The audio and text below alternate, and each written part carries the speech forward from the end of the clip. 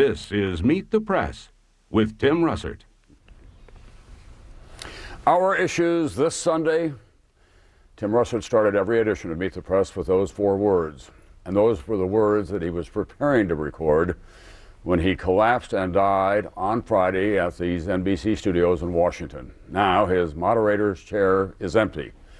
His voice has been stilled. And our issue this sad Sunday morning is remembering and honoring our colleague and our friend with some of the men and women who worked with him and appeared here on Meet the Press, who knew him best and loved him most. Something is missing in Washington this morning. Something big. With us for an exclusive Sunday morning interview. Our friend Tim Russert is not in a studio across town, practicing the craft he honed over 17 years of Sundays.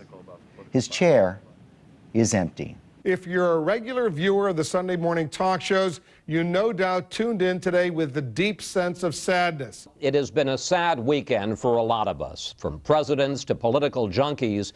We are all mourning the loss of Tim Russert. The veteran journalist died Friday doing what he loved, working and preparing for his Sunday program.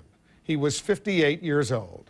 Many people have paid tribute these last 2 days, but none of it captures Tim's cross-examining style of interviewing or his blue-collar Buffalo charm better than just watching the man himself.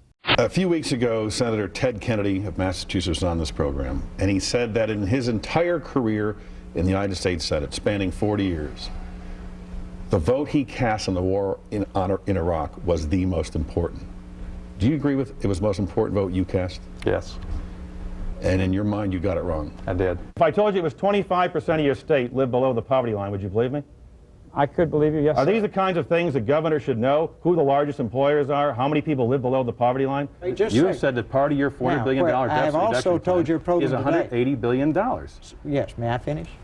May I finish? It was a simple question. Well, you've already finished. Go and finish again. It's your please, It's your program. You can do anything you want to with it. In light of not finding the weapons of mass destruction, do you believe the war in Iraq is a war of choice or a war of necessity? I think that's an interesting question.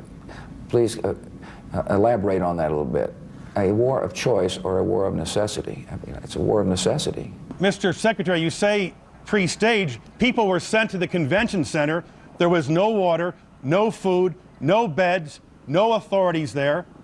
There was no planning. We'll have time to go back and do an after-action report, but the time right now is to look at what the enormous tasks ahead are. Many Americans believe now is the time for accountability. Look, I was asked, I shouldn't have said that. So I've been in public life 25 years. You're going to find a lot of these. It seems you found them all here. Well, I'm just trying to set the record and trying to give you a chance to respond, which is fair. Senator John McCain, thanks for joining us and sharing your views. I haven't had so much fun since my last interrogation. John Kerry, you going to run for president in 2004? I'm running for re-election in 2002. How about 04? I'm not making any decisions beyond 02. Gray Davis? I'm focused on keeping the lights on. Huckabee, you're not running. No, I think America's elected a guy from Hope, Arkansas. They've probably had their chance at that. I am running. Oh, God. Do you ever want to be president? No. You know, Ever? No, I really... Never. You'll never run. You know, Tim, I have no intention of running for president. No, but that's no intention. Either I will never run or I might run. The answer is the same. I do not intend to do that. Wall Street Journal, November 26, 2005. You repeated it to the Boston Globe in December of 07. You said it. Okay, let me tell you what I was trying to say and what I meant. That pretty well sums it up, what I meant. Listen, not everything went perfectly here on Meet the Press. One of Tim's guests was Senator Bob Kerrey, the Vietnam Medal of Honor recipient, who lost a leg in Vietnam, and they had this very memorable exchange. But you're encouraging the president today in saying, let the Democratic Congress negotiate. Are you not concerned that if you cut a deal with the Republicans, President Clinton will saw your limb off? Oh, that's a terrible metaphor. I have the sense somebody's already sawed one of them off.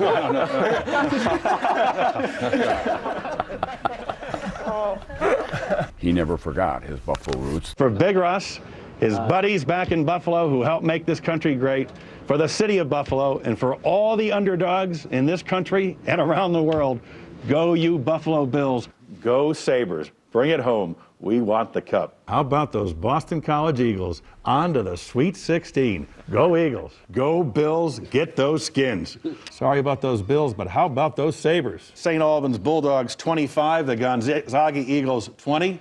Yesterday, God was not purple. He was wearing Bulldog blue. And hey, Buffalo Sabres, nice job. 10 in a row. Make me proud. Go Bills. Squish the fish. Hold the emails. I know dolphins are mammals, but, you know, squish the fish. If it's Sunday, it's Meet the Press, and oh yes, go Bills. You know, Tom. He was beyond shameless.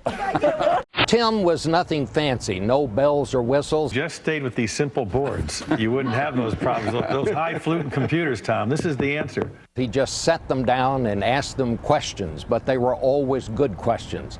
I think what made him so good was he realized that news programs are about the news. They're not about the newscasters. There won't be many Sundays when I don't think about my friend, Tim Russert. Before the terrible events Friday, I never would have said it in public, but Tim Russert was the king of Washington reporters. If it's Sunday, it is Meet the Press. As a competitor, Tim's sign-off used to drive me nuts. But like all of you, how I would love to hear Tim say it again today. In his hometown of Buffalo, the flags are flying at half-mast, a hometown tribute on this Father's Day, as we say farewell to our friend and fellow journalist, Tim Russert.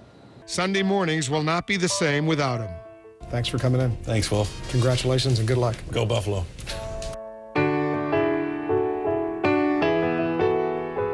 God bless our friend Tim, son and father. That's all for today. We'll be back next week. If it's Sunday, it's Meet the Press. Happy Father's Day, especially to Big Russ up in Buffalo. And Luke, I'm real proud to be your dad.